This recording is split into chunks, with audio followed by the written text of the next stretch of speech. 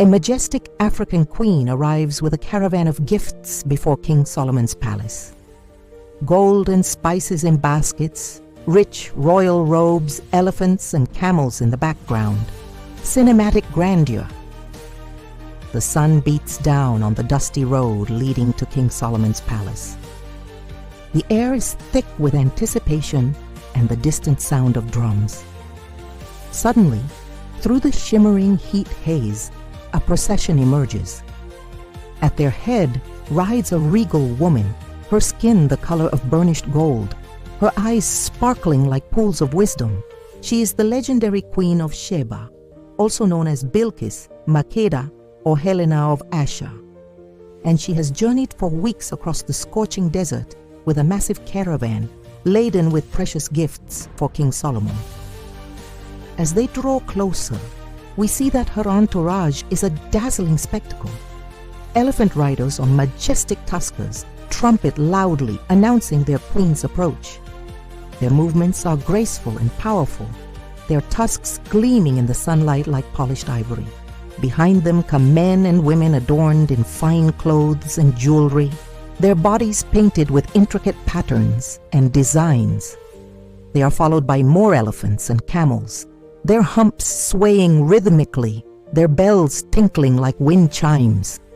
And at the rear of the procession, servants carry huge chests and baskets overflowing with gold and spices. The scent of frankincense and myrrh hangs heavy in the air, mingling with the dust and the sweet smell of roasting meat from the kitchens, preparing a great feast for the queen and her people. Finally, after a long and arduous journey, they reach the palace gates. Here, soldiers armed with spears and shields stand ready to receive the queen and her entourage. But they do not need to fear, for the queen has come in peace. Her intentions are honorable and her heart is pure. Still, no one enters the city without first paying tribute to the gods.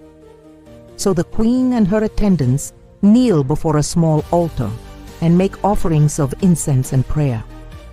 Once this ritual is complete, the gates swing open and the queen and her retinue ride into the city.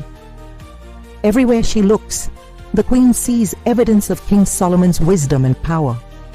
The streets are straight and well paved, the buildings are tall and sturdy, and the citizens are prosperous and happy. As they travel through the city, the queen's heart swells with admiration and respect for this great king.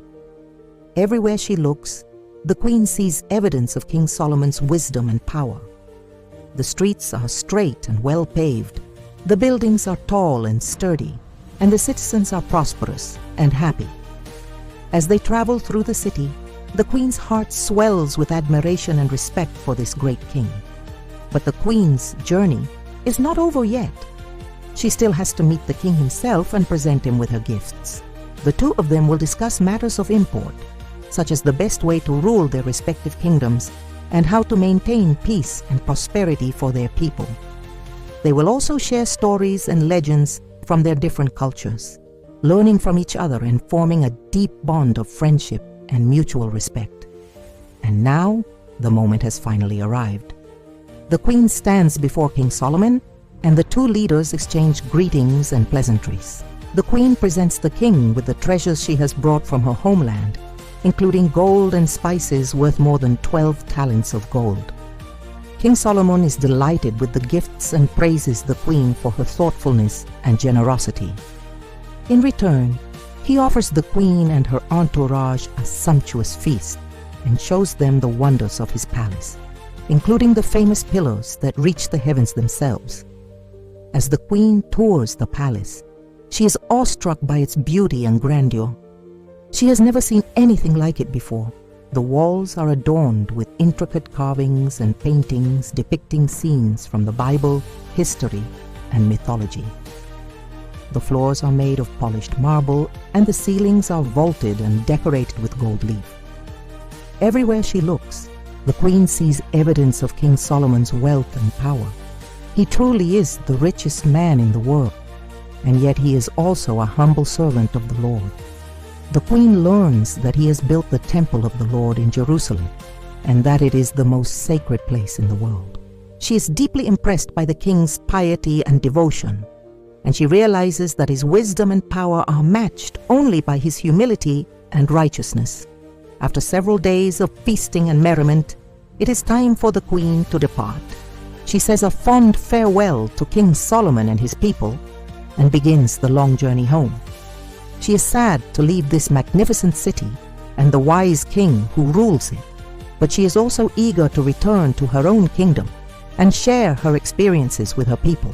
When the queen tells the people of her homeland about her meeting with King Solomon, they are amazed and envious. They ask her why she did not bring the king back with her, so that he could rule over them too. But the queen knows that Solomon is destined to be the king of Israel and Judah. And besides, she is not sure if he would be interested in ruling over a foreign kingdom. As the years pass, the queen's legend grows. She is remembered as the wise and adventurous ruler who went on a perilous journey to meet the legendary King Solomon. And although she never saw Solomon again, she always cherished the memory of their meeting and the lessons she learned from him. The Queen's story reminds us that wisdom and power are not always found in the familiar. Sometimes we have to venture far beyond our own borders to find them. It also teaches us the importance of humility and piety, even in the face of great wealth and power. And above all, it shows us the transformative power of friendship and mutual respect between nations and cultures. And with that, the legend of the Queen of Sheba and her visit to King Solomon comes to an end. May her story continue to inspire us to seek wisdom and understanding beyond our own borders, and to treat all of our fellow human beings with dignity and respect, regardless of their race or religion. Now let us turn our attention to another remarkable leader who, like the Queen of Sheba, left an indelible mark on history. Meet Alexander the Great, the legendary Macedonian king who conquered the known world. Click here to learn more about his life, his achievements, and his legacy. Don't miss out on this epic journey through one of history's greatest empires. Don't forget to like and subscribe to stay up to date with all our latest content. Thank you for watching, and I'll see you next time. Hey, are you still awake? Good. I have a confession to make. The legendary Queen of Sheba never actually visited King Solomon, at least not according to historical records. Her journey to his court is a tale passed down through generations, a blend of history, myth, and folklore. While some scholars believe that a queen from Sheba did indeed travel to Jerusalem, others argue that the story is purely legendary. But here's the fascinating part. Whether or not the Queen of Sheba physically journeyed to King Solomon's court, her spirit lives on in the tales we tell about her. Through her story, we explore themes of adventure, discovery, and the pursuit of wisdom. We marvel at her courage as she braves the unknown, venturing far beyond her own borders in search of knowledge and understanding. We admire her curiosity and thirst for learning as she engages with King Solomon, exchanging ideas and perspectives with one of the wisest men of his time. So while the historical accuracy of the Queen of Sheba's journey may be debated, the impact of her story is undeniable. She continues to captivate our imaginations and inspire us to embrace the unknown, to seek wisdom, and to celebrate the richness of different cultures. So whether you believe that the Queen of Sheba actually set foot in Jerusalem or not, one thing is certain: her story has the power to transport us to a time when adventure and discovery were celebrated, and to remind us of the importance of embracing the unknown and pursuing wisdom wherever it may be found.